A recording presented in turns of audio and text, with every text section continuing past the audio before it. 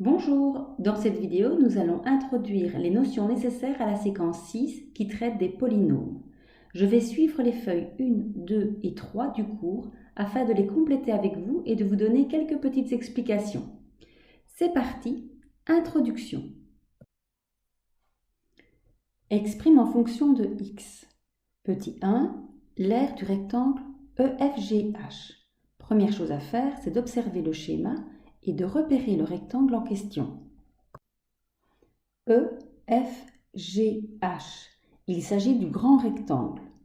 Et pour obtenir l'aire du rectangle, je dois multiplier la longueur par la largeur.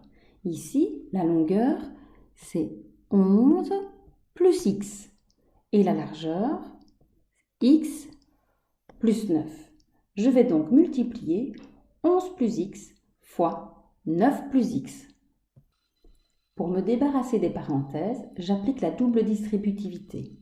Allons-y. 11 fois 9, 99.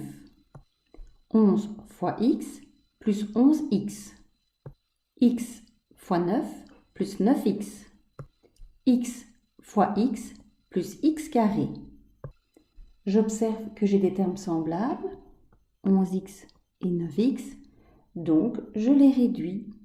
11x plus 9x, 20x, plus 99, plus x carré. Petit 2. L'aire de la partie colorée. Il s'agit de deux rectangles. Je vais donc calculer les deux aires et les additionner. Pour le rectangle horizontal, sa longueur, c'est 11. Et sa largeur, c'est x. Son aire vaut donc 11x.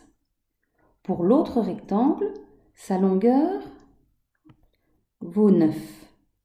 Et sa largeur vaut x. Donc son aire vaut 9x. Je vais donc maintenant additionner 11x plus 9x. Et 11x plus 9x, ça me donne 20x. Petit 3. Le périmètre de EFGH, c'est le grand rectangle. Je sais que pour calculer le périmètre, je dois additionner la longueur de ses quatre côtés. Donc, 11 plus x plus 9 plus x plus 11 et enfin plus x plus 9. Je réduis les termes semblables. 11 plus 9 plus 11 plus 9, ça nous donne 40. Et x plus x plus x plus x, ça me fait 4x. Petit 4. Le périmètre de la partie colorée. Donc pour le rectangle horizontal, j'ai 2 fois la longueur. La longueur, il s'agit de 11. Donc 2 fois 11, 22. Plus 2 fois la largeur. Et la largeur, c'est x. Donc 2x. Pour l'autre rectangle, 2 fois la longueur ici, c'est 9. Donc 2 fois 9, 18. Plus 2 fois la largeur vaut x, donc 2x. J'additionne à présent les deux périmètres, donc 22 plus 2x plus 18 plus 2x. Je réduis les termes semblables, j'ai 22 et 18 qui me donnent 40, et 2x plus 2x, 4x. Deuxième partie de l'exercice. Si x vaut 3, calcule la valeur 2. Petit 1, je reviens dans l'énoncé initial, l'aire du rectangle EFGH. Pour ce faire, je dois revenir à la réponse que j'avais déjà trouvée et remplacer dans cette expression mes x par 3. Donc j'ai 20x, on n'oublie pas qu'entre le 20 et le x, c'est un fois, donc 20 fois 3, plus 99, plus x au carré, donc ici 3 au carré. Je peux calculer, 20 fois 3, ça me donne 60, plus 99, plus 3 au carré qui fait 9, et 60 plus 99 plus 9, ça me donne 168. Petit 2, même principe avec l'aire de la partie colorée. J'avais trouvé 20x, donc 20 fois 3, et 20 fois 3, ça me donne 60. Petit 3, le périmètre de EFGH. J'avais trouvé 40 plus 4x, donc je réécris 40, plus 4x, c'est 4 fois 3, donc 40 plus 12, qui me donne 52.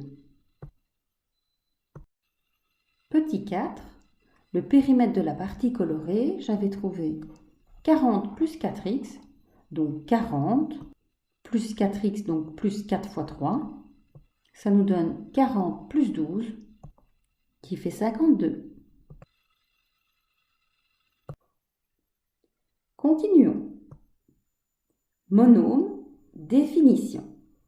Tout d'abord, voici. Un monôme, 1 fois x exposant n, avec 1 qui appartient au réel et n au naturel, donc pas de virgule, pas de négatif, est un produit entre un nombre qu'on appelle le coefficient et une partie littérale. Vocabulaire, comme ça on va tous parler avec le même langage. Une expression de la forme ax exposant n est un monôme à une variable. A est appelé le coefficient et x exposant n est appelé la partie littérale. Donc les lettres avec les exposants. X c'est la variable et n, l'exposant, c'est le degré par rapport à x. Le degré d'un monôme par rapport à une variable, c'est l'exposant de cette variable. Petit exemple, moins 2x cube. Si je regarde uniquement le nombre, c'est moins 2. Et là, on l'a déjà utilisé, ce terme, c'est le coefficient. Si je regarde x cube, donc la lettre avec son exposant, c'est notre partie littérale. Dans cette partie littérale, si je ne regarde que la lettre, il s'agit de la variable. Et pour parler de l'exposant de cette lettre, on parlera de degré. Grâce à l'exercice suivant, nous allons tout de suite utiliser ces nouvelles notions. 4x carré. La variable, c'est la lettre, donc c'est x. Le coefficient, c'est le nombre, donc ici, c'est 4. La partie littérale, c'est les lettres et l'exposant, donc x carré. Et le degré par rapport à la variable, c'est l'exposant qui est sur la lettre, donc ici, 2. Exemple suivant, y exposant 5 sur 7. La variable, c'est y. Le coefficient, comme 7 est au dénominateur, c'est une fraction, donc 1 septième. La partie littérale, y5. Et le degré, 5. Suivant, moins b exposant 4. La variable, c'est b. Le coefficient, j'ai quand même un nombre négatif puisqu'il y a un moins. Et si je dois en mettre un qui ne change rien, ce sera 1. Donc le coefficient, c'est moins 1. La partie littérale, b4. Et le degré, 4. Suivant, m exposant 4. La variable, c'est m.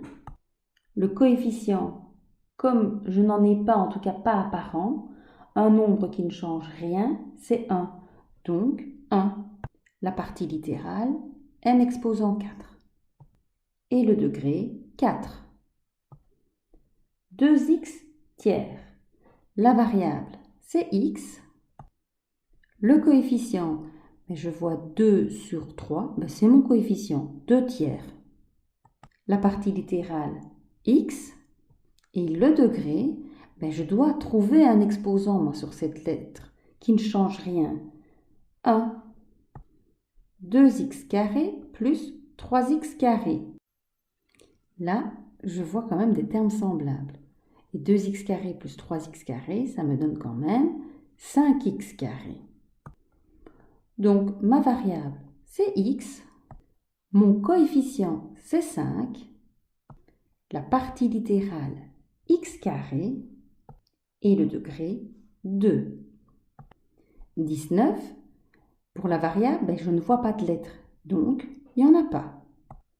Le coefficient, c'est le nombre. Il n'y a que ça, c'est 19.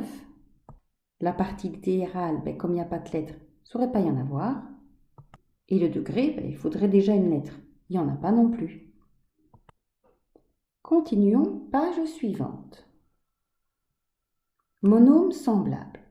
Des monômes semblables sont des monômes qui ont la même partie littérale. Exemple, 2x³ et 3x³ sont des monômes semblables. Et 6a²bx² et 3a²bx² et moins 12a²bx² sont également des monômes semblables. En effet, les lettres et leurs exposants sont les mêmes. Attention, 6a³ et 3ab³ ne sont pas des monômes semblables. Dans le premier, c'est a qui est au cube et dans le deuxième, c'est le b.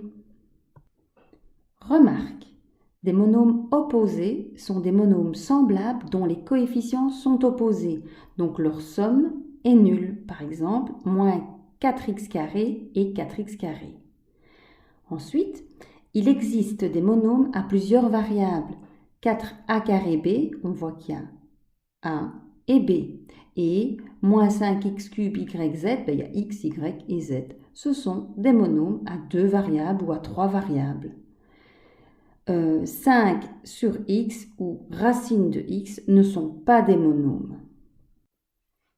Le monôme 5 est un monôme de degré 0. En effet, 5 peut s'écrire sous la forme du produit 5 fois x0. Et on sait que x exposant 0, ça me fait 1. Et 5 fois 1, ça me donne 5. Donc l'exposant de la variable x est 0. Continuons. Polynôme. Définition. Un polynôme est une somme de monômes. Exemple, 2x³ moins 3x² moins 5x plus 4 est un polynôme en x dont les termes sont les monômes 2x³ moins 3x² moins 5x et 4. On les a juste additionnés ou soustraits. On note souvent p de x, q de x, un polynôme en la variable x de p de x. Voilà, en fait, la variable c'est x, donc p de x. P comme polynôme, et comme on va parfois travailler avec d'autres polynômes, on va prendre d'autres lettres aussi pour désigner ces autres polynômes. Dans p de x est égal à 2x³ moins 3x² moins 5x plus 4, le nombre 4 est un terme indépendant car sa valeur ne dépend pas de la variable x. Il n'a tout simplement pas de lettres. Son degré, c'est 0 car 4 est égal à 4 fois x0 et on sait que x0 ça fait 1, donc ça nous permet de mettre une variable quand même, mais qui ne change pas le nombre. Dans un polynôme, le terme qui ne dépend pas de la variable est appelé terme indépendant. Il est le terme du degré nul par rapport à cette variable. Continuons. Polynôme réduit et ordonné. P de x, donc polynôme dont la variable est x, 4x³ plus x exposant 5 moins 6x³ plus 4x moins 3 moins 7x exposant 5 moins 8 moins x exposant 5. Réduit le polynôme. Donc ici, nous allons repérer les termes semblables. 4x³ moins 6x³, ça me donne moins 2x³. x5 moins 7x5 moins x5, j'ai deux opposés, donc moins 7x exposant 5. 4x moins x, 3x. Et il me reste moins 8. Ordonne le polynôme. Pour cela, on va regarder les exposants de la variable. 3, 5, ici c'est 1, et là c'est 0 puisqu'il n'y en a pas. Habituellement, on va les classer par ordre décroissant. Donc on va d'abord prendre le terme qui a le plus grand exposant, donc moins 7x5. Ensuite, moins 2x³, 3x, Et enfin, moins 8. Un polynôme réduit est un polynôme qui ne comporte plus de monômes semblables. Exemple, p de x égale 5x³ moins 2x carré plus 4x moins 2x³ plus 3x moins 5 est un polynôme non réduit. J'ai plusieurs termes semblables. Si je les réduis, j'obtiens 3x³ moins 2x carré plus 7x moins 5. Ça, c'est la forme réduite de notre polynôme. Remarque, un polynôme réduit de 2 termes, c'est un binôme. Un de 3 termes, c'est un trinôme. Et un de 4 termes, un quadrinôme. Je continue. Un polynôme ordonné par rapport à une variable est un polynôme réduit dont on classe les monômes suivant l'ordre décroissant ou croissant des degrés de cette variable. Exemple, 2x³ moins 3x carré moins 5x plus 4, c'est un polynôme réduit et ordonné par rapport aux puissances décroissantes de x. Degré d'un polynôme. Le degré d'un polynôme réduit par rapport à une variable est l'exposant le plus élevé de cette variable. Par exemple, 2x³ moins 3x carré moins 5x plus 4, c'est un polynôme du troisième degré par rapport à x. En effet, c'est l'exposant le plus élevé de tous les termes. Remarque, on adoptera la notion degré p de x pour désigner le degré du polynôme p de x. C'est comme ça qu'on va l'écrire en langage mathématique. Un polynôme complet maintenant. Un polynôme réduit est complet par rapport à une variable s'il contient toutes les puissances de cette variable à partir de la plus élevée. Exemple, 2x³ moins 3x carré moins 5x plus 4. On voit qu'il y a le 3, le 2, le 1 et le 0. Donc ce polynôme est complet. Par contre, 2x³ moins 5x plus 1, on a 3, on a 1 et 0. Il manque le carré. C'est donc un polynôme incomplet en x. Remarque, on peut écrire 2x³ moins 5x plus 1 égale 2x³ plus 0x carré moins 5x plus 1 et ainsi rentre le polynôme complet. On arrive à la dernière notion de cette introduction, valeur numérique d'un polynôme. La valeur numérique d'un polynôme est la valeur obtenue en remplaçant la variable par un nombre réel quelconque. Elle est notée P de A étant un réel. C'est ce qu'on a fait dans l'exercice d'introduction avec notre rectangle. Exemple, si P de x est égal à 2x³ moins 3x carré moins 5x plus 4, alors P de 3, on remplace x par 3 dans mon calcul, c'est la valeur numérique de P de x pour x est égal à 3. Donc, 2 fois x³, 2 fois 3 au cube, moins 3 x carré, donc moins 3 fois 3 au carré, moins 5x, donc moins 5 fois 3. Et enfin, plus 4.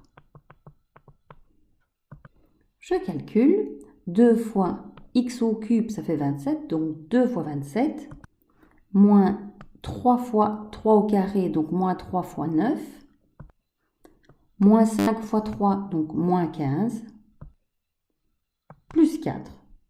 Je continue, 2 fois 27, 54, moins 3 fois 9, moins 27, moins 15, plus 4. 54 moins 27 moins 15 plus 4, ça me donne 16. Ensuite, pour ce même polynôme, je le sais puisque c'est P également, au lieu de remplacer par 3, je vais remplacer maintenant mes x par moins 2. Donc, 2x³ 2 fois moins 2 au cube, moins 3 fois moins 2 au carré, moins 5x, donc moins 5 fois moins 2, et enfin, plus 4.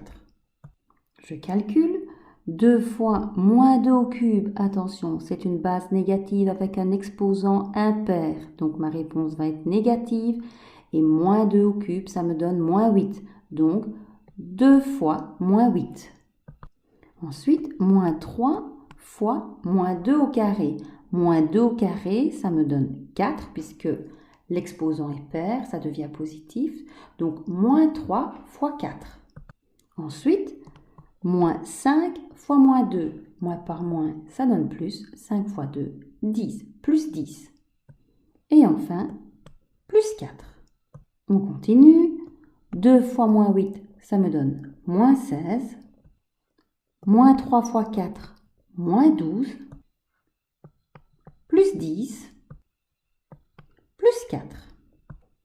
Et moins 16, moins 12, plus 10, plus 4, ça me donne moins 14. Remarque, la valeur numérique d'un polynôme pour x est égale à 0 est égale à la valeur de son terme indépendant. Si p de x est égal à 2x³ moins 3x² moins 5x plus 4, p de 0, c'est mon terme indépendant, c'est 4. Une racine d'un polynôme est un nombre réel pour lequel la valeur numérique de ce polynôme est 0. Si p de x est égal à x³ moins 3x² plus 4, alors p de 2, c'est x³ donc 2 au cube, moins 3x², donc moins 3 fois 2 au carré, plus 4. On calcule. 2 au cube, ça me donne 8. Moins 3 fois 2 au carré ça fait 4, donc moins 3 fois 4, moins 12, plus 4. Et 8 moins 12 plus 4, ça nous donne 0, d'où 2 est la racine de p de x, car p de 2, c'est 0. Voilà, on passera dans la prochaine vidéo aux exercices.